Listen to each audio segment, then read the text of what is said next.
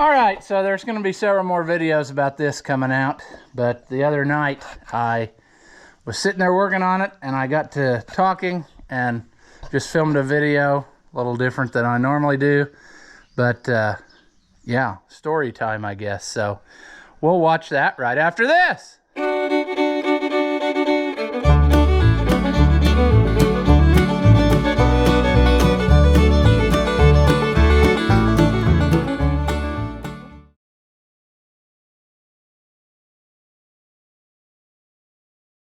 All right, I've been sitting here working on this, scraping, and I've been thinking, and that's a dangerous thing to have happen because you never know what's going to come out of my brain.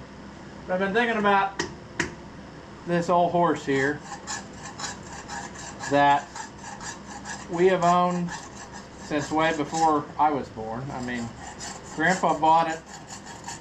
I don't know how many years old it really was. I have the receipt from where he bought it. It was a trade-in. And as the story goes, when he first started farming, back in whatever year that would have been, 1958 probably era, Grandma and him got married in November of 1957. And anyway, there's a lightning bug. Haven't seen one of those for a while. Anyway, they got married in November of 57. And then I think it took about a year before they moved here to this place. And then Dad was born in December of 58. So anyway, when he first started farming, I think he might have had a couple horses still, I don't know, or some from his dad. But he had that B John Deere. That was what his dad had for him to use. And I'd say they probably also used like that little Ferguson and stuff, you know, if that's what he needed that day. But mainly the B John Deere was his tractor to use. And he had a 2-bottom plow, and then a lot of the other stuff they had was horse tools with the tongue sawed off of it. So that's how he started out farming here.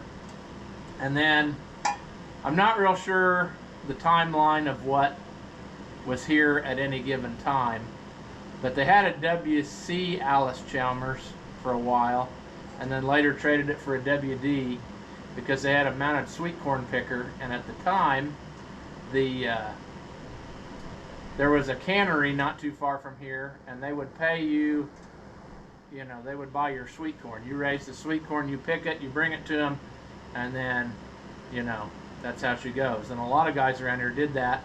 Later on, they got to the point where they would actually do the picking themselves. But before that, you had to have your own setup. And Allis-Chalmers had some type of attachment you could swap out on one of those. I don't remember the model number. What were they, 33 pickers or 333 pickers? And you could swap out the rolls and stuff, and then it had some knives on it, he said, that spun out in the open and detasseled it while you went. And that's how you know, you could pick your sweet corn, and then you could swap the other stuff back in and pick your field corn. So they had that, you know, sometime later on, probably in the, what would that, like 1960 somewhere era. They probably had that before Grandma and Grandpa got married, I'm not sure.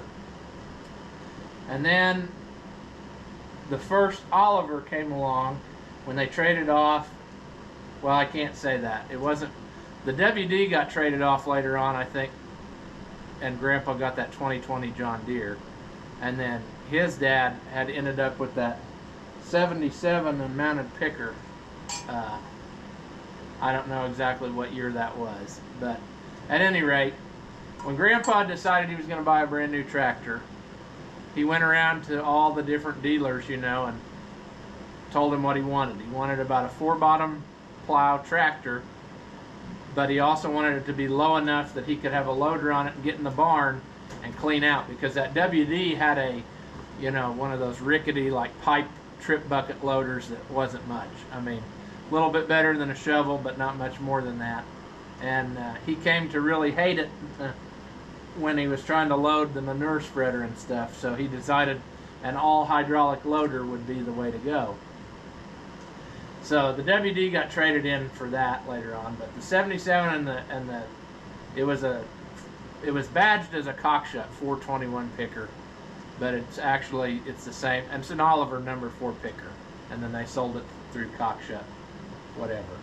But at any rate, so that was the first Oliver. Well, then this thing came along later on when he decided, 4-bottom plow tractor.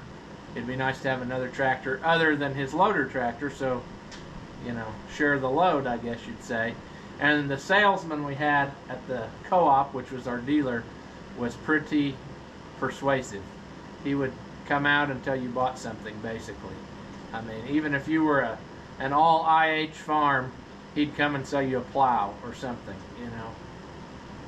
So Grandpa bought this. It was probably, well, I guess I left out a good chunk of the story, which I probably have told before.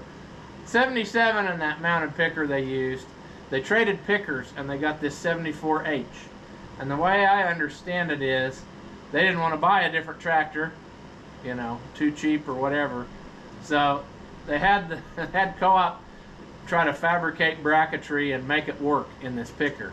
And that tractor was way too small in this picker. I know that my uncle said it looked like it was a toy in there. The picker was huge compared to the tractor.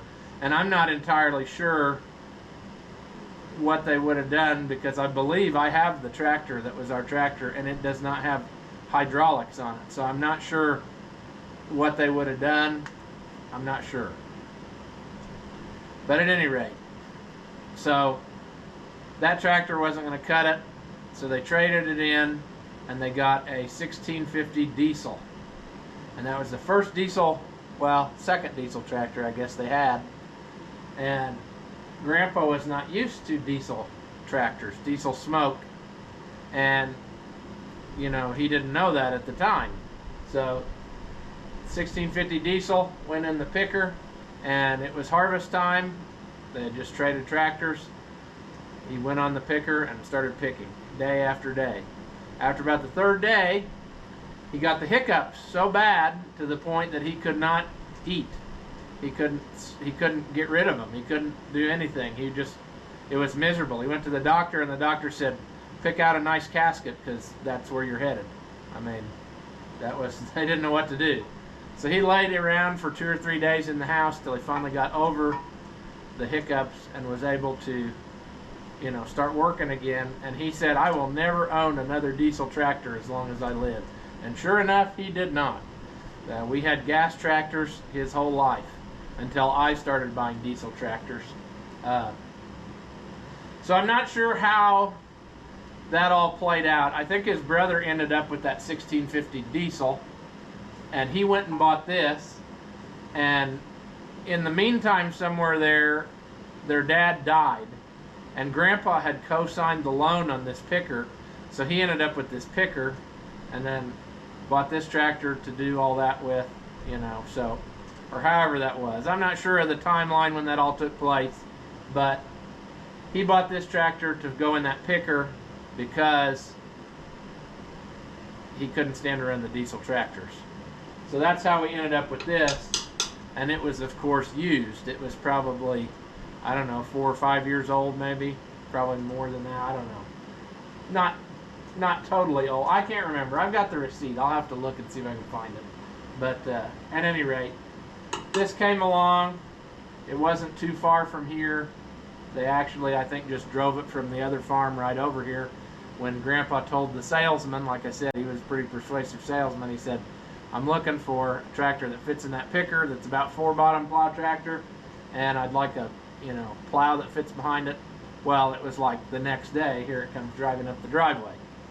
So he had went over to that other farm and sold them something and traded this in and brought it over here. And he would do that all the time, that salesman. He would go around. I heard a story one time, and I don't know how you could prove it or whatever, but Oliver offered some type of incentive where if you could sell so many tractors more, than you did the year before, they'd give you a free trip to Hawaii. Well, he went out after he found that out to everybody he'd sold something to last year and traded them all something different, so that he had sold more tractors than he did the year before. So he basically moved everything around, and somehow he got his trip. I don't know if that's really a true story, but it's always kind of a neat story to hear. But anyway, that's how we ended up with this, because Grandpa couldn't stand the diesel tractor smoke. And so we've had it ever since then. And then a few years later, the 55 series came out, and towards the end of the 55 series, the salesman came out and said, "Don't you want another one of these tractors? Because they're going to quit making the green ones." And Grandpa said, "Yeah, I do." So that's how we got that 1655. And he said years later, he said, I should have picked a bigger size. He said, I had a choice of all the sizes, and he said, I just picked like what I had, but he said I should have picked like a 17 or 18 size tractor. And that would have been kind of unusual too, to have a 17 or 1855 gas tractor with a narrow front end, because that's what it would have had. He specifically wanted a narrow front end so that it was ready to go in that picker if something would happen to this one. They could just go. And so he had them set the wheels out wide. That's why the wheels are flipped inside out. And he had it always ready where all he had to do is slide the wheels out if it had to go in the picker. And it never went in. So, and then, later on he found that 545 combine at an auction. So that was the end of the corn picking days, and there the picker sits. I want to get that out one day and mount it up. Probably not on this tractor. I'd like to find just another 16 size tractor and mount it in there and leave it, that I could just play with that picker. Because it takes a good day to mount that on the tractor, but not as bad as the old one maybe, but still. But anyway, I guess the point of my thinking about all this story is the amount of tractors I have, 30 plus tractors by now, almost 40, maybe more than 40, I lose count.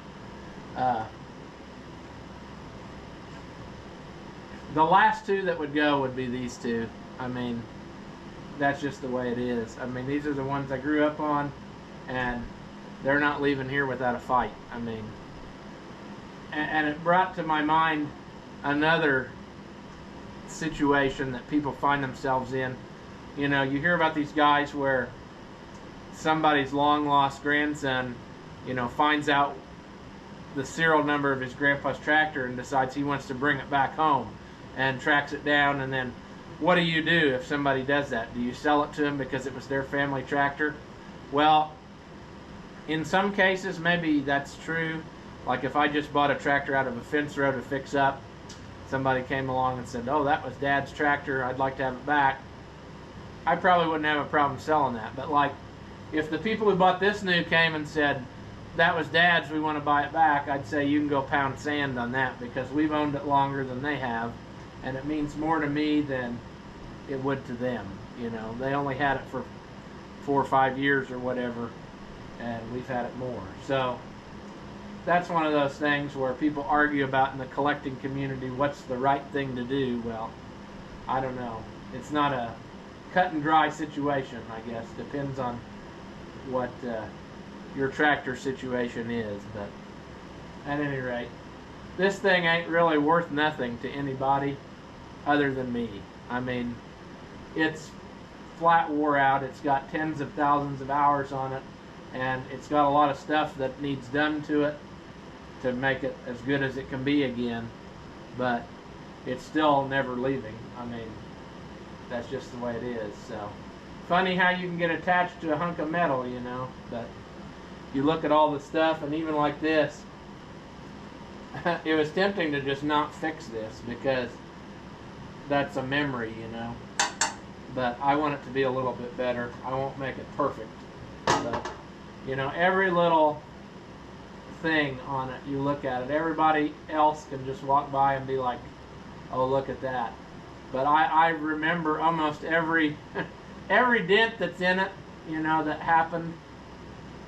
Some of them were probably me, not all of them, but I mean, I know. I was there, and that's something, Not a lot of people keep something that long.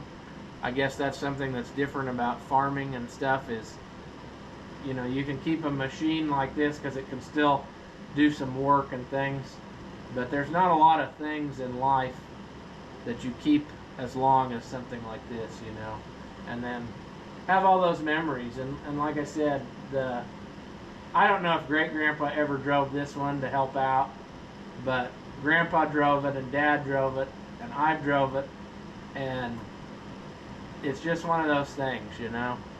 If I ever have kids, they'll drive it.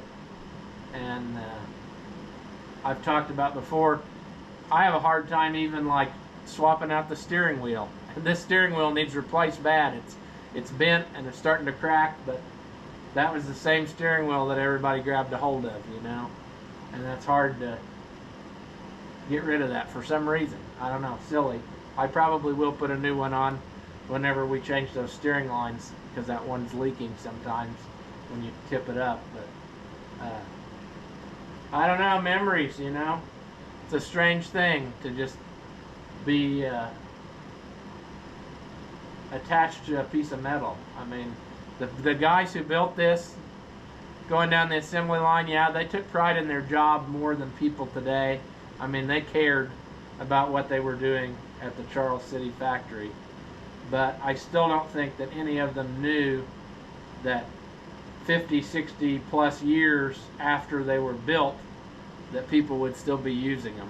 You know, I don't think anybody went into the mindset back then of building things with that'll still be around half a century later. I don't think that was the thinking. But they built the stuff so well that it still is able to work. So I don't know. Just random thoughts I was having while I was sitting here, and I thought maybe other people would have similar situations, you know, they'd like to bring up in the comments, you know, like what's the last tractor you'd get rid of if you've got a collection of tractors, or, you know, what's your favorite and why, story-wise, you know. Like I said, 1650s are a dime a dozen. You could go out and buy one that was in a lot better shape than this one for not that much money, but I wouldn't take twice that much money for this one, you know. So, yeah. Anyway, that's pretty well all I got on this subject. I was just sitting here thinking and thought about recording it, so I don't know. I don't usually like making videos where I'm doing nothing other than just talking, but I like to hear stories from the past, and, you know, someday I'll be growing grass from the underneath side, and there might be people in my family that want to know the stuff that I know. I don't know. But at any rate, yeah. So leave in the comments what your favorite tractor is, or family stories, you know. I like hearing that stuff. People on the internet, I feel like they know me really well because you can watch on the screen, but I don't know you. I mean, I don't get the same from you. So I recognize some people's names when they say stuff, but basically everyone out there is a stranger to me. I don't even know what you look like or any of that. So it's just interesting when people leave comments to hear the stories instead of some of the negative stuff. Some people just absolutely, I don't think, can get out of bed without leaving some type of negative comment that's just silly. If they would watch for more than 5 minutes, you'd know what was up, you know. One guy got on me the other day about not answering the comments fast enough. Well, you know, I get probably 40, 50 comments. It seems like every hour. I know it's probably not that frequent, but over 800 videos, you know. People leave comments on the old videos every day too, so it's not just the current video. There's tons of comments that get left, and I don't get them all answered. I would still be sitting there answering comments. I'm trying to go back through, but I'm getting so far behind, it's impossible, so I've just given up. Some days I get some answered, some I don't. That's just the way it's going to be.